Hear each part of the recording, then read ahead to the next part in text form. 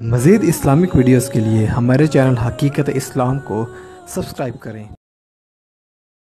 مولاي صل وسلم دائما ابدا على حبيبك خير الخلق كلهم۔ کسی نے قیامت دیکھی نہیں، کسی نے جنت جہنم دیکھی نہیں، تو جتنا مخبر پہ یقین ہوگا اتنا ایمان مضبوط ہوگا۔ نتیجہ کیا نکلا کہ ایمان کا نچوڑ ہی حضور کی ذات ہے۔ آپ کہیں گے اللہ کو ماننے کا نام ایمان ہے، میں نے کہا یہودی بھی مانتے ہیں، وہ یہودی کیوں ہیں؟ آپ مسلمان ہو، وہ یہودی ہیں۔ عیسائی بھی اللہ کو مانتے ہیں، وہ عیسائی کیوں ہیں؟ آپ مسلمان ہو، وہ عیسائی ہیں۔ تو حضرات محترم، ایمان اللہ کو ماننے کا نام نہیں، اللہ ایک ہے یہ خبر ہے، ملائکہ سچے ہیں یہ خبر ہے، انبیاء آئے ہیں یہ خبر ہے، تقدیر اللہ کی طرف سے اچھا یا برا ہونا اس کا یہ خبر ہے، برزخی حالات خبر ہے، قیامت آئے گی خبر ہے، جنت بھی ہے جہنم بھی ہے یہ خبر ہے۔ خبر پر اتنا ہی یقین محکم ہوگا جتنا مخبر صادق ہوگا۔ وہ آیات کے بعد کہاں پہ آئی؟ مصطفیٰ کریم پہ آئی۔ یہی وجہ ہے کہ جب رب العزت نے فرمایا محبوب جاؤ اب غار حرا کی تنائیوں کو چھوڑو، اب یہ تنائی کا وقت گزر گیا، جاؤ مکے کے اندر میرے رب ہونے کا اعلان کرو۔ اللہ کے حکم سے محبوب اللہ کے معبود ہونے کا اعلان کرنے کے لیے مکے کے اندر آئے۔ حضرات محترم پہاڑ کی چوٹی پہ کھڑے ہوئے، جو وتیرہ تھا اس زمانے میں کسی نے کوئی ضروری بات کرنی ہوتی تھی وہ پہاڑ کی چوٹی پہ کھڑا ہو کے کپڑا ہلاتا، ساری برادریوں کے سردار اکٹھے ہو جاتے، پوچھتے تمہیں خیر ہے کیا ہوا؟ کائنات کے تاجدار پہاڑ کی چوٹی پہ کھڑے ہو کے کپڑا ہلایا، سارے مکہ کی سردار اکٹھے ہوئے، انہوں نے پوچھا ہے محمد بن عبداللہ کیا ہوا؟ وہ محمد بن عبداللہ تو مانتے تھے، محمد رسول اللہ نے مانتے۔ اللہ دوں بندیاں گل سمجھ دی میری، من مبارک ہو۔ آج روڑا سارا محمد بن عبداللہ تو وہ مانتے تھے، آج لوگ ہمیں کہتے ہیں وہ کس محمد کی اتنی تعریفیں کر رہے ہو جو محمد بن عبداللہ، باپ کا نام عبداللہ، ماں کا نام آمنہ۔ میں نے کہا کفار مکہ محمد بن عبداللہ تو مانتے تھے، اللہ اللہ اللہ کیا محمد رسول اللہ ماننے میں بڑے سال لگ گئے، کیا بات ہے، ہجرت کرنی پڑی، شیخ ابو طالب میں وقت گزارنا پڑا، بدر میں لڑائی لڑنی پڑی، احد میں جنگ کرنی پڑی، خندق، خیبر، تبوک، حنین، یہ ساری لڑائیاں لڑنی پڑی۔ جب مکہ فتح ہوا پہلے جو محمد بن عبداللہ مانتے تھے اتنی تبو کے بعد ان کا یہ سفر محمد رسول اللہ پہ آ کے ختم ہو گیا۔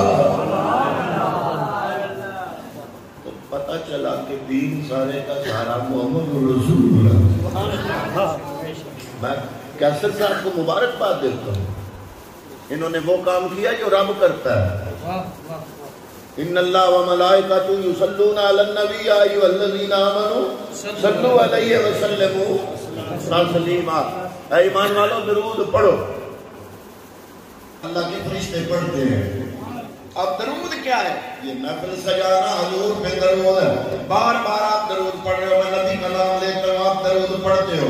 پھر جناب کبھی نظم میں مصطفیٰ کی تعریف، کبھی نثر میں مصطفیٰ کی تعریف، کبھی نعت خوان آ کے کرتا ہے، کبھی مقرر آ کے کرتا ہے، یہ سارے کا سارا ذکر مصطفیٰ ہے، اور یہ وہ ہے جو سنت خدا ہے۔ حضور نبی کریم صلی اللہ علیہ وآلہ وسلم نے کپڑا ہلایا، سارے سردار اکٹھے ہو کے آگے، انہوں نے کہا کیا ہوا؟ آپ نے فرمایا اگر میں کہوں کہ پہاڑ کی اور سے ایک لشکر آ رہا ہے جو تم پہ حملہ آور ہو جائے گا، کیا میری بات مان لو گے؟ آپ نے فرمایا تم نے تو لشکر دیکھا نہیں، اتنی جلدی کیسے مان لو گے؟ تم نے تو لشکر آتے دیکھا نہیں، تمہیں تو پتا نہیں کہ لشکر ہے یا نہیں۔ میں نے ایک بار پوچھا کہ اگر میں کہوں کہ پہاڑ کی اور سے لشکر آ رہا جو تم پر حملہ آور ہونے والا ہے، کیا میری بات مان لو گے؟ کس بیس پہ مانو گے؟ انہوں نے کہا اس لیے کہ آپ نے ایک زندگی ہم میں گزاری، آپ کی زبان پر آج تک جھوٹ آیا ہی نہیں۔ تقدیر کھڑی دیکھ رہی ہے، رب سے پوچھ رہی ہے، مالکہ تو نے تو کہا تھا مجھے منواؤ، یہ مصطفیٰ اپنے آپ کو پہلے منوا رہا۔ میں تمہیں کہوں، ابھی اللہ والی بات نہیں کی، میں تمہیں کہوں پہاڑ کی اور سے لشکر آ رہا ہے اور تم پر حملہ آور ہوگا، کیا میری بات مان لو گے؟ انہوں نے کہا مان لیں گے، آج تک آپ نے جھوٹ نہیں بولا یا رسول اللہ۔ اللہ نے تو فرمایا تھا کہ میری ذات منواؤ، آپ اللہ کا نام لینے سے پہلے اپنا منوا رہے ہو۔ فرمایا اس لیے کہ یہ بتا رہا ہوں اے کائنات والوں، پہلے مصطفیٰ کو ماننا پڑے گا پھر خدا کو مانو گے۔ تو یہ مصطفیٰ کریم کے ساتھ ایک مسلمان کا جو تعلق ہے وہ ایمان قائم کرنے کے لیے ضروری ہے۔ توحید بھی محتاج ہے تعلق مصطفیٰ کا۔ آپ کو پتہ ہی نہیں میں نے کیا کہہ دیا، آپ گہرائی پر نہیں جا رہے۔ توحید ماننے کے لیے بھی رابطہ مصطفیٰ کا چاہیے۔ جب حضور نے اقرا بسم ربک الذی خلق، اللہ کے قرآن کی جو آیتیں پہلی بار آئی حضور نے یہ پڑھی، کفار مکہ ان کو کیا پتا تھا؟ نہ نبی جانتے تھے، نہ قرآن، نہ کتاب، کچھ بھی نہیں۔ عربی ضرور جانتے تھے۔ جب مصطفیٰ کملی والے نے پڑھا اقرا بسم ربک الذی خلق خلق الانسان من علق، انہوں نے کہا ما ھذا، یہ کیا ہے؟ کملی والے نے فرمایا ھذا قرآن۔ انہوں نے پوچھا یہ کیا ہے؟ کملی والے نے فرمایا ھذا قرآن۔ یہ ھذا قرآن ان کا لفظ قرآن ہے کہ حدیث ہے؟ حدیث ہے۔ بولو حدیث ہے۔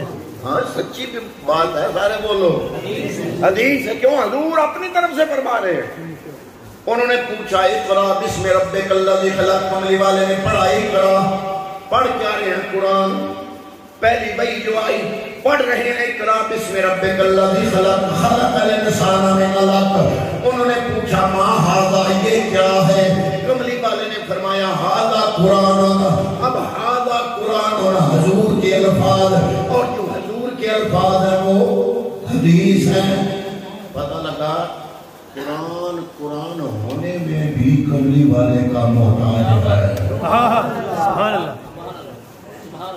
کفار مکہ کو کیا پتا کہ یہ کیا پڑھ رہا ہے؟ قرآن اس وقت قرآن بنتا ہے جب مصطفیٰ صحابہ کو فرماتے ہیں یہ فلاں سورت کی آیت ہے، وہاں لکھ دو۔ قرآن بننے میں بھی مصطفیٰ کا محتاج ہے۔ قرآن کائنات کے اندر قرآن ثابت ہونے میں کہ یہ قرآن ہے، قرآن ثابت ہونے میں بھی میرے نبی کا محتاج ہے۔ نبی کو درمیان میں ہٹا ہے، نہ قرآن رہے گا، نہ خدا رہے گا، نہ جناب قبر کا عذاب برزخ رہے گی، نہ ملائکہ اور انبیاء رہیں گے۔ جس چیز پہ تمہارے ایمان کی عمارت قائم ہے مصطفیٰ کو نکالو گے وہ ساری بنیاد ختم ہو جائے گی۔ ایمان کا دار و مدار پھر کس پہ ہوا؟ حضور کی ذات پہ۔ ایمان کا دار حضور کی ذات پہ، سارے اسلام کا سارا دار و مدار حضور کی ذات۔ کملی والے کے ساتھ نسبت مضبوط ہوگی تو کیا ہوگا؟ ایمان ملے گی، قرآن سے ہدایت ملے گی، سارا ایمان اس کی ساری شاخیں قائم ہیں۔ اگر ذات مصطفیٰ سے میرا اور آپ کا تعلق قائم ہو جائے، میں نے جو آیا مبارکہ